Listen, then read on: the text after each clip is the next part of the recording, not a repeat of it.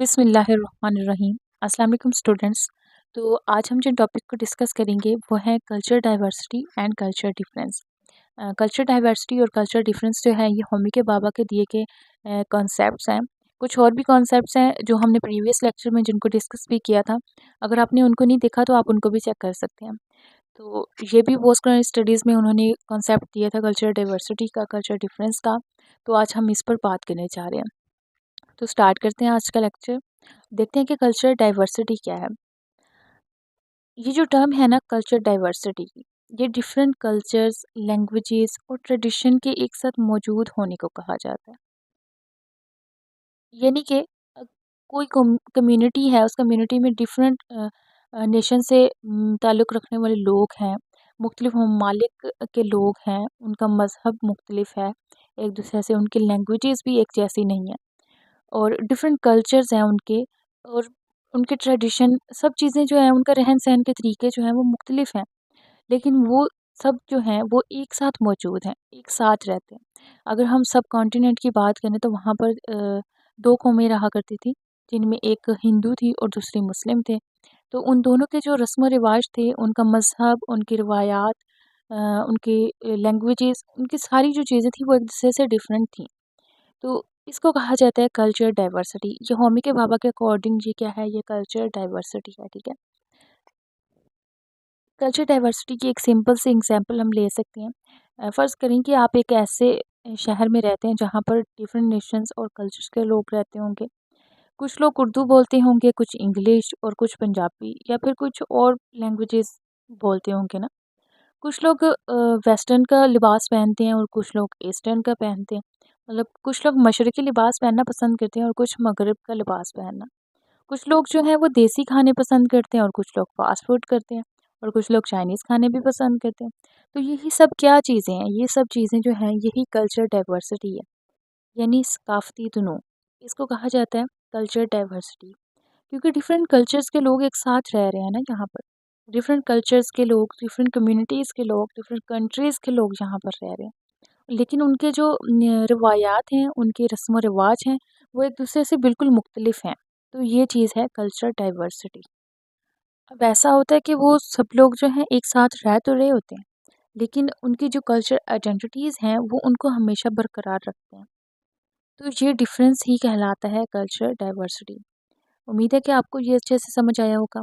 तो अब हम चलते हैं कल्चर डिफरेंस की जानिब। होमी के भाभा ने कल्चर डिफरेंस को किस तरह से डिफ़ाइन किया, वो क्या कहते हैं इस बारे में? ये टर्म जो है, ये डिफरेंट कल्चर्स के दरमियान पाए जाने वाले इख्तलाफात पर बात करती है, उन कॉन्फ्लिक्ट्स को पर बात करती है, जो डिफरेंट कल्चर्स के लोगों के दरमियान में होते हैं। उनकी आइडेंटिटी, उनकी लाइफ़स्टाइल, उनकी जो तर्ज़ ज़िंदगी है, एक दूसरे पर उनके जो इम्पैक्ट्स हैं, उनको भी ज़ाहिर करती हैं। अब यहाँ पे चीज़ ये आ जाती है कि हमने कल्चर डाइवर्सिटी की बात की, तो वहाँ पर डिफरेंट कल्चर्स क्या थे, डिफरेंट कल्चर्स एक जगह पर मौजूद थे। सब लोग अपनी लाइफ में उसी तरह रह रहे थे जैसे वो चाहते थे। मतलब एक बात है ना कि सब कॉन्टिनेंट के अंदर 2 कौमें रह रही थी, मुस्लिम भी रह रहे थे और हिंदू भी रह रहे थे। तो उन दोनों के जो रस्म और रिवाज थे वो अपने हिसाब से चल रहे थे, जैसे उनको अच्छा लग रहा था वो बिल्कुल वैसे ही कर रहे थे। अपनी ज़ुबान बोल रहे थे, अपने तौर तरीके से अपनी लाइफ को वो गुज़ार रहे थे। लेकिन अब यहाँ पे कल्चर डिफरेंस में क्या चीज़ आ रही है, ये टर्म जो है, ये दिखाती है कि इनके दरमियान जो कॉन्फ्लिक्ट्स चल रहे हैं उनकी बात करती है। उनकी आइडेंटिटी, उनकी जो तर्ज़ ज़िंदगी है, एक-दूसरे पर उनके जो असरात हैं, उनको ज़ाहिर करती है ये। इस तरह हम मिसाल के तौर पे देख सकते हैं कि कल्चर डिफरेंस जो है, फ़र्ज़ करें कि इन डिफरेंट कल्चर्स के लोग आपस में मेल-जोल भी रखते हैं और एक-दूसरे के रस्म और रिवाज से सीखते हैं और उसको अपनाते भी हैं, फ़ॉलो भी करते हैं उनको, ठीक है। उर्दू बोलने वाला अक्सर जो है वो अंग्रेज़ों की कम्युनिटी में रहने लगता है, तो वो भी इंग्लिश बोलना शुरू कर देता है। एक बात है कि अगर इंग्लिश बोलने वाला इंसान जो है वो उर्दू वालों के साथ रहता है, तो वो भी उनके साथ रहकर ये चीज़ सीख सकता है। जैसे कि अक्सर होता है कि कुछ लोग देहात में रहते हैं, तो कभी-कभार देखिए ज़ाहिर है वो देसी खाने खाते होंगे, उनका लाइफ़स्टाइल तो जिस तरह से है वो उस तरह से ही चलता है ना। लेकिन कभी-कभार तो वो क्या करते हैं, वो फ़ास्ट फ़ूड भी पसंद करने लगते हैं। और फ़ास्ट फ़ूड वाले जो हैं वो कभी फ़ास्ट फ़ूड खाने वाले जो लोग शहरी हैं, वो देहातियों में रहकर कभी दाल-चावल खा लेते होंगे, दूध-लस्सी का इस्तेमाल भी कर लेते होंगे। बल्कि वो इन सब चीज़ों को बहुत यूनिक समझते हैं, मतलब उनको पसंद करने लगते हैं अक्सर औक़ात। बिल्कुल इसी तरह से जैसे हम लोग वेस्टर्न के लिबास का इस्तेमाल करते हैं, इसी तरह वेस्टर्न भी कभी-कभार हमें कॉपी कर लेते होंगे। और यही कल्चर डिफ़रेंस है। वो कल्चर डिफ़रेंस जहाँ कल्चर सिर्फ़ एक साथ मौजूद नहीं रहते, बल्कि एक-दूसरे को मुतासिर भी करते हैं। अब यहाँ पर क्या चीज़ आती है, होमी के भाभा यहाँ पर एक और कॉन्सेप्ट को लेकर आ जाते हैं। वो कॉन्सेप्ट क्या है? वो है थर्ड स्पेस का कॉन्सेप्ट। वो कहते हैं कि जब डिफरेंट कल्चर्स एक साथ मिलते हैं, एक-दूसरे के साथ इंटरैक्ट करते हैं, तो उसके बाद क्या होता है? उसके बाद एक नई जगह सामने आती है। वो कौन-सी होती है? वो होती है थर्ड स्पेस। मतलब एक तीसरा मकाम, एक तीसरी जगह जो है वो सामने आ जाती है।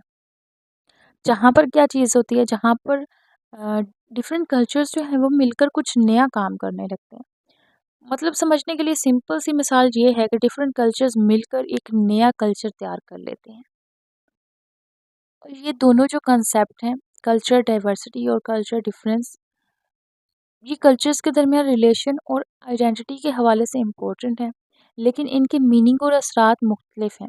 कल्चर डाइवर्सिटी का कॉन्सेप्ट इस बात पर जोर देता है कि डिफरेंट कल्चर्स एक साथ मौजूद हो सकते हैं और उनके पर्टिकुलर ट्रेडिशन, कल्चर और तरीके भी हो सकते हैं। और जबकि कल्चर डिफरेंस जो है उसका कॉन्सेप्ट ज़्यादा स्ट्रिक्ट है और क्रिटिकल भी होता है। और ये इस बात को समझने पर जोर देते हैं कि कल्चर्स एक दूसरे से कैसे मिलते हैं, खुद को कैसे ज़ाहिर करते हैं और क्या असरात डालते हैं वो एक दूसरे पर। अब जो होमी के भाभा हैं, होमी के भाभा का जो कल्चर डाइवर्सिटी और कल्चर डिफरेंस के बारे में जो नज़रिया था, जो उनकी आइडियोलॉजी थी, वो ये थी कि कल्चर डाइवर्सिटी का ये जो कंसेप्ट है, ये महदूद हो सकता है। कल्चर डाइवर्सिटी का जो कंसेप्ट है ना, ये महदूद हो सकता है, क्योंकि ये कल्चर्स को एक-दूसरे से अलहदा समझता है, बजाय इसके कि वो एक-दूसरे पर असर-अंदाज़ हों।